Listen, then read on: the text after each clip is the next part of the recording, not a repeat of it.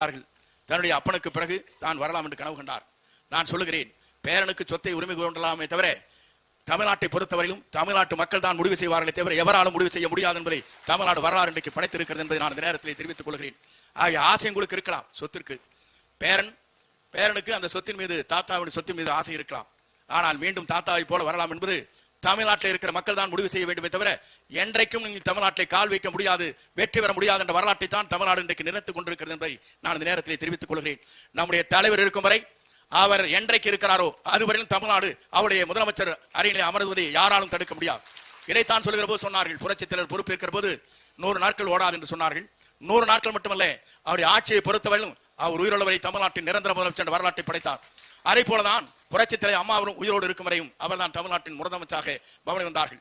நம்முடைய தமிழக வெற்றி கழகத்துறை தலைவர் தளபதியை பொறுத்தவரையிலும் அவர் இருக்கும் வரை தமிழ்நாட்டின் நிரந்தர முதலமைச்சர் வரலாற்றை படைக்கிற தலைவராக இன்று பவனி வந்து கொண்டிருக்கிறார். இதை இவர்களால் பொறுத்துக் கொள்ள முடியவில்லை. அதற்காகத்தான் பல்வேறு விமர்சனங்கள் இன்றைக்கு செய்து கொண்டிருக்கிற இவர்கள் எல்லாம் மக்கள் அடையாளம் காட்டிக் கொண்டிருக்கிறார்.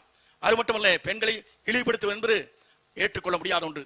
ஆகவே பெண்களாக இருக்கின்ற அத்தனை பேரும் இன்றைக்கு தமிழ்நாட்டை பொறுத்தவரையிலும் 100% வாக்களித்து விட்டார் என்ற வைத்தறிச்சல் அவர்களுக்கு இருக்கிறது. அதுதான் இங்கே இருக்கிற நிலைகள்.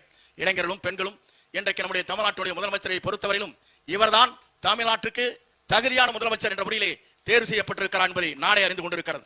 மேலே நாடுகளில் வருகிறது அத்தனை பேரும் வாக்களித்திருக்கிறார் சொன்னால் ஒரு தலைவருக்கு இப்படிப்பட்ட வாக்களிக்கிற வரலாறே தமிழ்நாட்டிலும் கண்டது கிடையாது.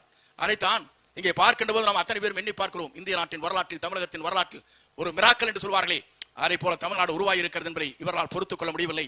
இவர்களுக்கெல்லாம் ஒரு முற்றுப்புள்ளி வைக்கிற காலம் மிக விரைவிலே இருக்கிறது என்பதை தமிழ்நாட்டு மக்கள் உணர்த்து காட்டுவார் என்பதை மட்டும் நான் இந்த நேரத்தை தெரிவித்து, கைது செய்து சரியானதான். கைது செய்யப்பட்டிருப்பது பெண்களை இழிவுபடுத்துவதற்காகத்தான்.